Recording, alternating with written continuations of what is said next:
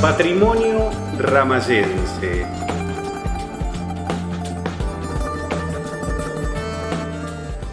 ¿Qué tal? Bienvenidos a una nueva edición de Patrimonio Ramayense, este ciclo de entrevista que tenemos a través del canal Patrimonio Ramayense, hoy con un amigazo, ya lo vamos a presentar como se debe, pero antes agradecer enormemente a las instituciones y empresas que hacen posible Patrimonio Ramayense, gracias a la Municipalidad de Ramallo, a través de la gestión del intendente Mauro Poletti, gracias a Guardería Náutica Ramallo, gracias a Arracán Camiones, gracias al grupo Pentamat y por supuesto el agradecimiento a Pampero. Por supuesto también el agradecimiento para Click Informática, para este querido amigo Tito, abrazo grande para él también. Ahora sí, ya estamos, y agradecerte, querido amigo Leonardo Mirenda, la predisposición, dejarte un ratitito de tiempo para poder charlar aquí. Bienvenido a Patrimonio Ramayense. Gracias a vos, Ariel, la verdad que es un gusto y bueno, obviamente felicitaciones antes que nada por lo que es desarrollar un proyecto propio, llevarlo en un formato audiovisual y que esto obviamente queda un registro histórico porque bueno, uno ve todas las personas que han pasado por Patrimonio Ramayense y son eso, el patrimonio de nuestro querido partido de Ramallo. Gracias, querido amigo, sé que lo decís de corazón, hermano. Escúchame, quiero hablar muchas cosas con vos, tenemos más o menos 30 minutos para no aburrir tampoco a la gente, pero hay tantos temas que podemos abordar, hace tanto que nos conocemos, pero fundamentalmente has transitado por tantos caminos que son muy interesantes, en el periodismo por un lado, pero también la educación. ¿Cómo nace estas ganas de estudiar en Rosario, en la Universidad de Rosario, comunicación social? ¿Cómo se despierta eso? Mirá, lo vamos a vincular al plano de la educación. Yo me fui a estudiar ingeniería en sistemas. Hice 3 años de ingeniería en sistemas en la UTN. Mira vos. Ingresé, yo siempre se lo cuento a los chicos, a los estudiantes. Yo doy clases en el último año de la escuela secundaria, en sexto. Hice primero, segundo y tercero en ingeniería de sistemas. Aprobaba las materias, pero no aprobaba ni análisis matemático ni álgebra. O sea, llegué a tercer año y debía análisis matemático 1, análisis matemático 2, álgebra 1. ¿Estudiabas acá en San Nicolás? No, estudiaba en la UTN de calle Ceballos. Mirá vos. Yo me fui en el año 89 para allá. Sí. Y bueno, llego a tercer año. No me acordaba de esa parte. Y bueno, nosotros atravesamos la crisis de la hiperinflación, saliendo allá de Rosario un momento muy tenso, estado de sitio. En ese momento estudiaba sistema y la situación estaba, digamos, compleja. Mi mamá, que, digamos, una persona con mi abuela maravillosa. Besísima persona. Hacían un esfuerzo enorme y yo quería colaborar. Entonces, bueno, iba buscando lo que podía o, por ejemplo, trabajé en el local del supermercado de la bancaria como repositor de una marca de vainilla. Eso de 20 años. Sí, 18 20 años, sí. Después fui a trabajar a Sport 78, estuve unos meses ahí. Después estábamos con unos seguros también, éramos como promotores de seguros. Quería de alguna manera ayudar ayudar en mi casa. Claro. En mi casa. Entonces, mi primo Pablo Molinari me presenta al Nene Molina, que era productor audiovisual. Ajá. Y no sé cómo llego con Pablo Feldman. Y Pablo Feldman era, digamos, los mejores, era el programa de radio, sí, con hablando, estaba el Bebe Granado que salía de Buenos Aires, bueno, Sergio Villarroel, que hacía política, y el productor general, el productor era David Feldman, y era un programa muy, digamos, competía con Evaristo Monti. Sí. Iba todos los martes, hasta que un día Pablo, de tanto ir, ponerle los 3, 4 meses, me dice, vos te quedás acá a trabajar con nosotros. Bueno, yo estaba en segundo año, estaba en tercer año de la carrera y bueno, entonces un día vuelvo a mi casa y le digo a mi mamá que me iba a estudiar más, que no que dejabas ingeniería. No podía con ingeniería, qué sé yo. Mi mamá fue muy comprensiva. Docente. Yo sentía un gran fracaso y una gran culpa, porque obviamente eso lo sentí por decir la guita que hice gastar acá, qué sé yo. Y me dijo, bueno, pero vos algo tenés que estudiar. Entonces me puse a estudiar comunicación. Claro, entraste al mundo como una salida laboral y te encantó todo eso. ¿Qué era? En radio que estaba Pablo. Pablo estaba en la radio y empecé a hacer un poco, entré como cadete. El Che Pibe. Sí, el Che Pibe iba hacia todo. Y estaba Reinaldo Siete Case de productor de Los Mejores, era el segundo productor detrás de David. Era Reinaldo muy joven también. ¡Qué va! ¡Qué mundo! ¡Qué lindo! Sí, Gabriela Sina, Santiago Baraldi, con mucho, bueno, después, en el devenir de eso, Pablo me empieza a llevar al programa del de cable que se llamaba Vamos a Andar, en Cable Hogar. Ah, Cable Hogar. Cable Hogar, sí. no te acordarás. Y bueno, y se dan diferentes circunstancias, con Los Mejores ganamos Martín Fierro en Mendoza, después perdimos en Paraná.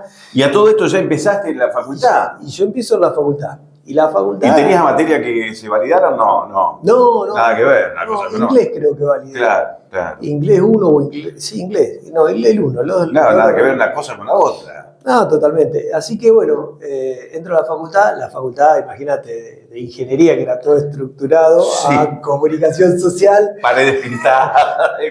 El edificio nuevo, pues estábamos en ciencias políticas, nosotros ahí en la Siberia. ¡Qué lindo! Y bueno, y ahí conocí un montón de gente, digamos. Y hoy le contaba a los chicos, bueno, vuelvo a esto, ¿no? Y yo le decía a los chicos, miren, le digo, cuando dejo la facultad de ingeniería, se lo digo siempre, para mí fue un fracaso, le digo, yo sentí que era un fracaso. Está bueno que se lo cuentes. Le digo, cuando lo vi en la retrospectiva de la vida, para mí fue un aprendizaje, porque me choqué eso y bueno, y pude salir adelante, pude enfocarme en lo que, digamos, me gustaba, porque en realidad yo no sabía si me gustaba o no me gustaba, pero me apasioné. Y bueno, y después los Feldman fueron como una familia para mí todo el tiempo que estuve con ellos. De hecho, cuando iba a la casa de David Feldman, ahí llegaba La Nata. La Nata en ese momento ya estaba con Página 12. Con Página 12 a nivel nacional. A nivel nacional. Claro. Pero yo había estado antes con Hipótesis, con Aliberti. Claro. La época del porteño que hacía, La Nata hacía el porteño con, no me voy a acordar ahora, este hombre que aparece de anteojos, bueno, no me voy a acordar el nombre. Que estuvo con él en la radio también y todo. Sí. Así que bueno, fue toda una experiencia y bueno, en el medio de todo eso paso a ser asistente de producción, hacemos el noticiero con Reinaldo Siete Case. Reinaldo Siete Case era el productor general y bueno, yo era el encargado de armar toda la parte de los guiones, todo eso que me iban dando, medio prearmado, pero ya... eso en televisión. Eso en televisión. En el cable, el canal del cable. En Cable Hogar. Cable Hogar, claro. Rubén Pistacha. Ahí se abría un poco ya. Fíjate, lo que estás contando es muy interesante, porque en aquellos tiempos, antes del cable, teníamos 2 canales nada más. 2 canales, 3 y eran estrellas totales, la gente que estaba tanto en Canal 3 como en Canal 5, ¿no? Y sí, por eso yo siempre marco mucho lo importante que fue Radio Acero para la comunidad de Ramallo, para tener la información local, porque nosotros la información que teníamos acá era la gráfica, 9 etapas. Exactamente. De Héctor Sánchez, Sí, digamos, señor. yo me acuerdo, y después más atrás hubo un diario Acción también que estaba Luisito Unce, que estaba el doctor Morquio, si no me equivoco. Lo importante es tener un medio que permanentemente te esté informando, ¿no? Claro, y además el diario era semanal, digamos, y esto pasaba a ser cotidiano, diario, y obviamente con voces locales. Ya anteriormente se había dado la experiencia de Radio Go, que yo la estudié más que vivirla por una cuestión generacional. Y bueno, y entonces, bueno, uno, digamos, empezaba a ver eso. Yo vi eso en la década del 80 acá, con también la incipiente, digamos, aparición del cable. Claro, también, tenés razón. Lo miraba como algo a la distancia, ¿no? Bueno, cuando estuve en Rosario, ahí lo viviste. Lo viví, Trabajaste en Rosario 12, vamos a decir que, bueno, lo nombraste a uno de los grandes periodistas que dio este país, más allá de que a alguien le guste o no le guste, Jorge Lanata fue un creador enorme desde lo periodístico en la Argentina, y ese Página 12 también es muy disruptivo en su momento en el periodismo a nivel nacional, y hace Rosario 12 también, o sea, y ahí estás vos. Ahí Pablo me lleva a mí, a Leo Richardino. Ahí lo conozco, bueno, la conozco a Andrea Centeno, a Gerardo Rosín, bueno, Reinaldo iba también, porque Reinaldo, nosotros éramos un poco la troupe de Pablo, ¿viste? Sí. Yo era el último de la fila, pero a mí siempre me llevaban a todos lados, digamos, tengo siempre palabras de agradecimiento con la familia Feldman. Qué lindo. De hecho, 2x3 estoy en contacto con Pablo, Una experiencia enorme. Sí, fue muy lindo porque en ese momento era muy fuerte la competencia con Evaristo Monti. Para aquellos que lo recuerdan, Evaristo Monti era como el tanque, digamos, de... A la tarde estaba Evaristo, a las tarde, 4 de la tarde. A la tarde, pero estuvo a la mañana, también, en LT3, cuando él estaba, digamos, era muy... Sí, monopolizaba de alguna manera la información en Rosario. Después de 12 a 14 y el Clan, digamos, en esa época también. Canal 3 y Canal 5. Canal 3 y Canal 5, ¿viste? Lo que era... Y los emergentes, porque en esos emergentes estaba un programa llamado Propuesta Joven, que lo hacía Pablo y Pachu. Exactamente, sí. Los 90. Eran los 90, Claro, los 90. Pablo y Pachu con una caja moviéndose abajo en la peatonal Córdoba, y nosotros estábamos ahí en peatonal Córdoba, el primer edificio que tiene Rosario 12. Y bueno, Rosario 12 también entró como cadete, y un día falta la persona que hacía tribunales y me dice el Indio Luque, que era el jefe de la mañana, el primer cierre que se hacía. Claro. Andate al tribunal y averigua todo esto. Llego, averiguo todo y me dice, ve aquella máquina, la máquina de escribir, obviamente, ¿no? Dice, Claro, la Olivetti. La Olivetti, bueno. Dice, escribilo. Y ahí sale la primera crónica, que el otro día lo hablé con el Indio Luque, está en un canal de streaming en Rosario. Él fue editor después mucho tiempo del Diario de la Capital. Y bueno, nada, me quedan... ¿Qué experiencia te brinda haber salido de la facultad o estar estudiando y estar trabajando con esos monstruos? Sí, realmente? bueno, y a la vez iba con la facultad bien.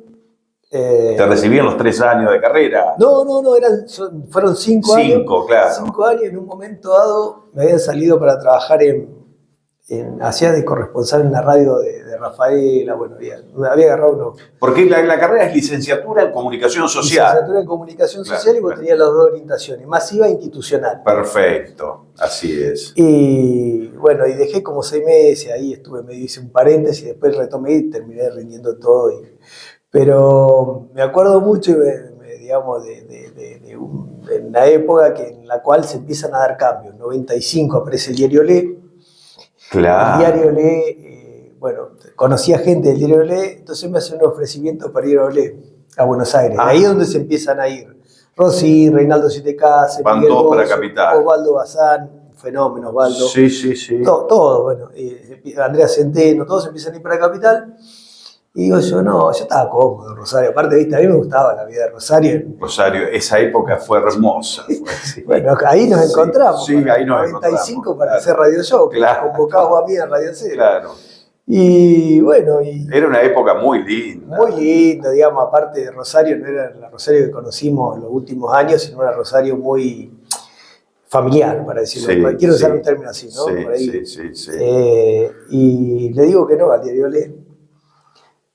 Y digo, le digo a mis compañeros, me hace un diario deportivo va a funcionar en la Argentina. Bueno, la cuestión que estaba, le quedó con la anécdota en ese momento. Está bien, pero elegiste quedarte en Rosario y a su vez también elegiste Ramallo como tu lugar en el mundo, donde después haces un trabajo enorme en los medios locales, tanto escritos como radiales. Fundamentalmente desde hace 20 años venís liderando lo que es la mañana, la primera mañana en Radio Acero, con toda la info permanente, tenés una agenda con unos números de teléfonos maravillosos, el número de teléfono y contacto, antes era el número de teléfono y contacto, pero debe ser una de los periodistas en la zona, no solamente en Ramallo, de tener tanta gente como para poder buscar en determinados momentos, en determinadas situaciones, ¿no? A mí me enseñaron mucho los Feldman, David, y después una compañera que tuve que dejó el periodismo, que para mí fue una persona maravillosa, Gabriela Sina,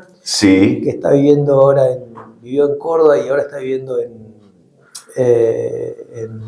Santa Clara del Mar. Ajá, ¿qué te enseñaron? El tema de... Gabriela, para mí la gente que tenía Gabriela, Claro. no había forma. Es la gran arma del periodista. Totalmente, Claro. pero no había forma.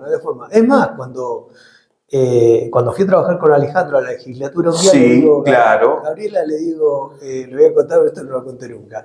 Le digo, necesito el teléfono de la Sota. Alejandro se había enojado con Dualde y, viste, de la Sota estaba armando en el interior y todo eso. Entonces, Gabriela enseguida, obviamente en ese momento los celulares eran unas cosas así, Sí, ¿no? sí. 2000, parece. Sí. El famoso ladrillo. Había llamado por teléfono, Gabriela me pasa el teléfono de la Sota. Y José Manuel, lo llamamos de la Sota y lo pongo en contacto con Alejandro.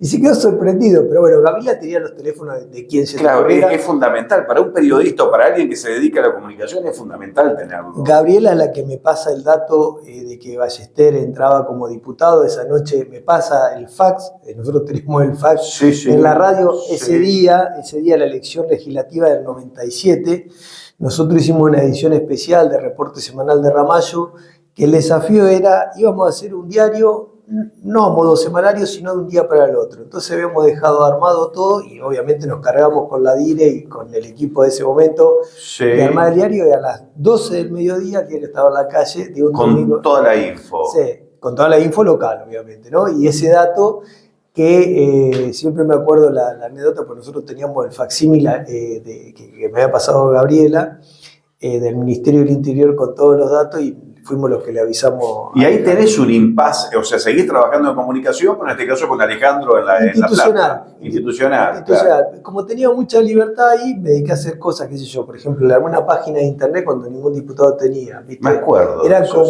como cosas así que buscar, no había redes. No había redes, claro. Y obviamente... Parece un siglo atrás y no hace tanto. Exactamente. Y después lo otro, que bueno, que había que, más que nada, estar en lo social que en lo comunicacional. Fue la crisis del 2001, Ariel arrasó con todo y bueno, yo tenía hablado, o tenía una chance, mi idea era no seguir en política, sino hacer la experiencia, obviamente que muy agradecido con Alejandro. Sí, Alejandro Ballester, tal cual. Y después volví a los medios. Yo había hablado con Andrea Centeno, que ella era editora de política del diario La Nación, para ver si se podía entrar a La Nación. Ya, es más, había ido al edificio de La Nación, que no está donde funciona ahora, sino estaba ahí en el centro de Buenos Aires, no me voy a acordar la calle, cerquita de Luna Park. Ajá, sí. Ha habido a almorzar porque era el último piso. Entonces, Andrea... En la zona del Bajo, sí. En la zona del Bajo, exactamente. Sí. Que no sé si por ahí no estaba Crónica también. Crónica está más para el lado de Barracas. Exacto, está, sí. Entonces me dice Andrea, mirá, si va todo bien, por ahí la chance está, que yo estaba muy ilusionado de eso, cuando fue el 2001, desde octubre en adelante, bueno, Andrea se termina saliendo de La Nación, todo, y bueno, y obviamente fue todo muy complejo. Uh-huh. Me quedé unos meses en La Plata y bueno, un día decidí volver acá a Ramallo. La idea era volver de manera temporal. Te quedaste para siempre. Y me quedé definitivamente, y bueno, y ahí la DIRE me abrió las puertas de la radio, que obviamente siempre voy a estar agradecido. Era la tercera vez que volví a la radio, pues en el 95 el que me lleva a la radio sos vos, con Radio Show, los sábados de la mañana. Después hicimos un programa que se llamaba Primera Plana, con un grupo, bueno, Nacho Lacour, Ana Clara Musante, Marisa de Santía, Sabrina Bulino, Claudia Méndez, bueno, se me van a escapar algunos más, pero era un programa que hacía de 7:30 a 9:30 de la mañana los sábados. Ajá. Y bueno, y después volví con 3 puntos, que era 3 veces por semana cuando arrancamos, de 8 a 9. Sí. Después, al poquito tiempo, vieron toda la semana, y teníamos un break ahí que siempre me encontraba con Alberto. Con el tío Alberto, claro. Maestro Alberto Rivac. Claro, con el programa de tango, Estampa Ciudadana. Estampa de mi ciudad. Estampas de mi ciudad, Estampa de mi ciudad. Así que, bueno, la radio fue eso, la radio fue volver y enfocar, que yo creo que era muy importante, que en ese sentido el Tinto Cartier, que era, digamos, quien estaba en la consola y todo eso que siempre, digamos... Claro, el tema de la operación técnica en ese momento era bravo, porque se manejaban los discos y todo, el cassette, la grabación, es cierto. Llevábamos los cassettes. Exacto, exactamente. Con las notas. Y en el medio de todo eso, por ahí nos encontrábamos, porque se daba que en alguna conferencia de prensa con Raúl Urbina. Ajá. Y entonces Raúl me dice un día en diciembre, dice, no te vayas, dice, porque va a salir otra cosa, dice, vamos a trabajar juntos, dice, bueno, así que fue pasando, y en mayo sale lo del cable. ¿Cuántos años hicieron el cable? Yo en el cable estuve 10 años. 2003, 2 de mayo del 2003 al 2 de mayo, así literal. Justo. Sí, del 2013. Haciendo noticiero. Hicimos el noticiero, Hacían 4 de copa. el terruño, hacíamos, me sale Agrociencia, que era un programa de campo, con Adolfo Camaño y Dale Capridi. Hicimos un programa para la colectividad italiana, Raíces Italianas. Sí, también. Me acuerdo, estaba bueno ese programa. Andaba por todos lados, andaba ese programa, no había fin de semana que no comiera alguna pasta italiana. Sí. Y se me puede escapar algo más. Bueno, después hicimos muchos programas especiales en ese momento, con diferentes motivos, digamos, que se daban dentro de la comunidad. Bueno, estuvo buena la experiencia en tele también acá. Sí, a mí me gustó. De hecho, después hice 3 puntos de historia de vida. Claro. Hasta el 2016. Y en el 2016 decido volver a educación, porque yo había estado dando clases entre el 2003, me parece que fue, sí, 2003 y 2010 en secundaria 1, en los espacios curriculares institucionales, que se denominaban ESI, con C, en materias que eran de comunicación. Sí. Después, cuando se hace la reforma, las escuelas tienen el ciclo superior orientado, y bueno, y entonces yo estuve hasta el 2010. El 2010 al 2016 no di clase, volví en el 2016. Volviste y ahí ya hasta hoy estás dando. Sí. ¿Qué materias das vos? Taller de producción del lenguaje se llama, en secundaria 1 y secundaria 5, y comunicación, cultura y sociedad en el Instituto Ramallo. Escuchá, debe ser muy interesante el contacto con adolescentes permanentemente, ¿no? Totalmente. Te nutren de cosas. Es una retroalimentación. Claro. ¿Por qué? Porque la sociedad en la cual nosotros fuimos adolescentes fue una. Sí. La post-2001 fue otra. Y ahora estamos viviendo otra etapa. Y obviamente yo creo que, digamos, acá va a haber que ver algunas cosas.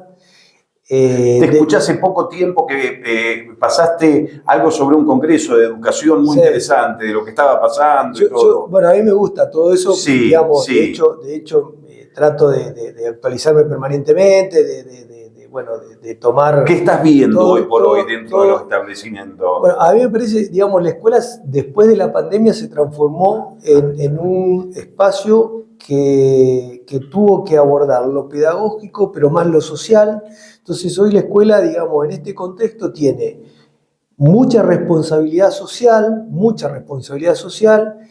en un contexto de otra sociedad que está atravesada por la pandemia, pero también porque hay, digamos, hubo un cambio que yo no sé si es para mejor y no puedo evaluarlo, porque creo que habría que tomar una línea de tiempo para evaluarlo, pero que obviamente implica otros desafíos. Y esos desafíos es cómo recuperamos o ponemos... Me gustaría que funcione, y obviamente deseo que funcione el régimen académico, la reforma que hizo la provincia de Buenos Aires, para avanzar o para fortalecer esa educación de calidad. Para eso, por ahí, en algunas cosas vamos a tener que volver, para mi forma de verlo, y me pueden cuestionar con total... A lo que era la escuela que nosotros atravesamos, digamos, cómo nosotros aprendimos a leer, cómo nos inculcaron el tema, digamos, lo digital no reemplaza los procesos cognitivos. Es una herramienta, no es el fin. ¿Se entiende por ahí lo que digo? Nosotros crecimos con los libros. Es una libros, herramienta, como podía ser en su momento el transportador, el compás. Bueno, hoy el celular sirve, pero no es lo fundamental. Tal cual, aparte, digamos... Como podía ser en su momento la calculadora que teníamos nosotros. Yo se lo explico, la calculadora del ChatGPT de mi época. Claro. Entonces yo le digo, a ver, si vamos a redactar, es preferible redactar con nuestras palabras, a riesgo de equivocarnos, y después buscamos la forma en que le damos la forma a la oración, con sujeto y predicado, cómo queremos comunicarlo, cómo secuenciamos, digamos, toda una narrativa. Yo lo planteo desde el punto de vista de la escritura, pero puede ser la oralidad, puede ser... Pero debe ser muy difícil hoy por hoy con los pibes, con el tema de... Sí, pero vos ya tenés una gimnasia, porque vos, a ver, desde el punto de vista de profesor, te tenés que poner en que los pibes siempre van a estar un paso más adelante que vos en la tecnología. Entonces tenés que ir, por ejemplo, yo todavía estoy explorando el TikTok, para decirlo de alguna manera. Claro. Pero le pregunto a ellos, pero después con las otras tecnologías, lo que es inteligencia artificial, me metí de lleno y empezar a ver todas las herramientas que hay de inteligencia artificial. Que ayudan a la educación, por exactamente, que ayudan, pero que no tiene que ser el fin. Tiene que ser parte del camino. Totalmente. Que potencie, porque si yo tomo lo que me dice ChatGPT.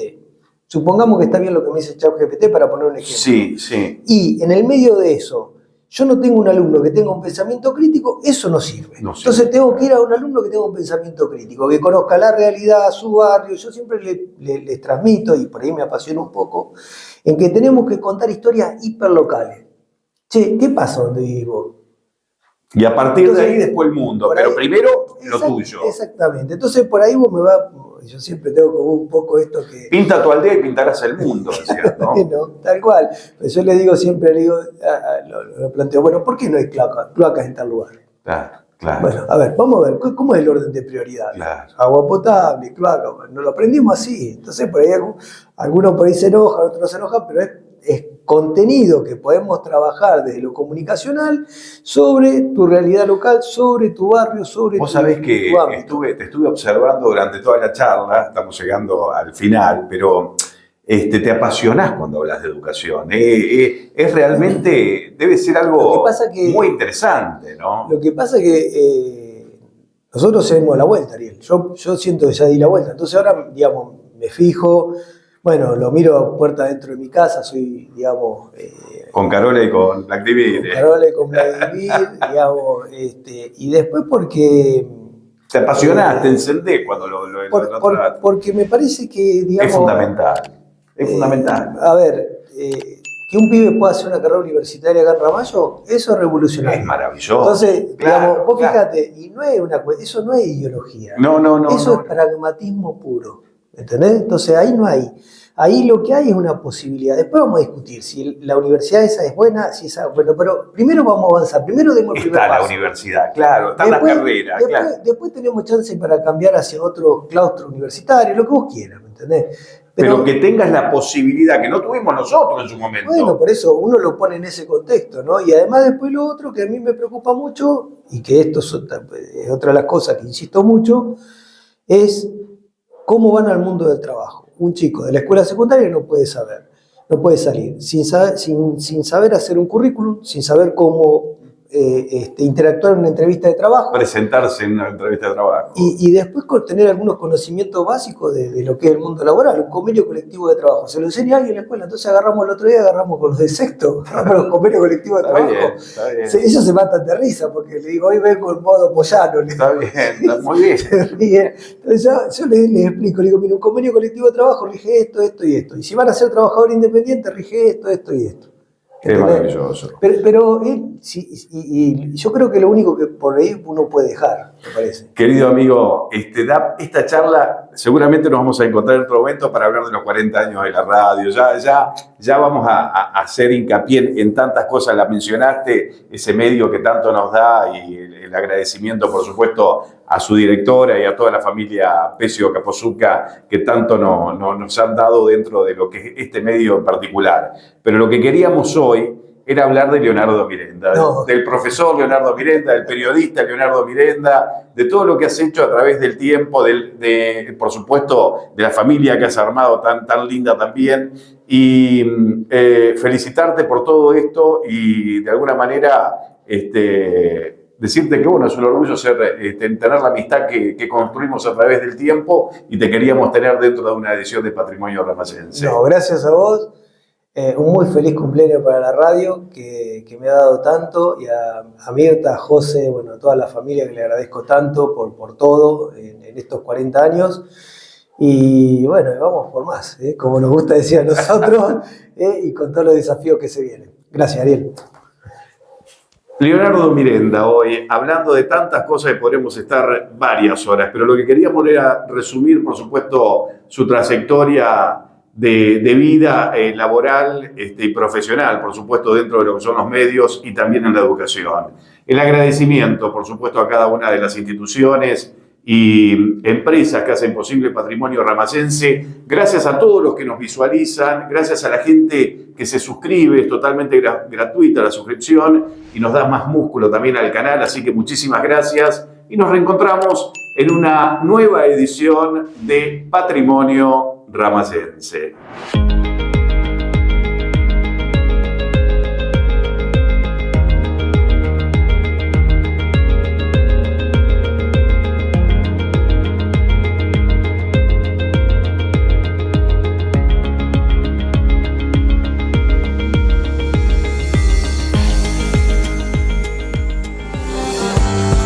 Patrimonio Ramayense.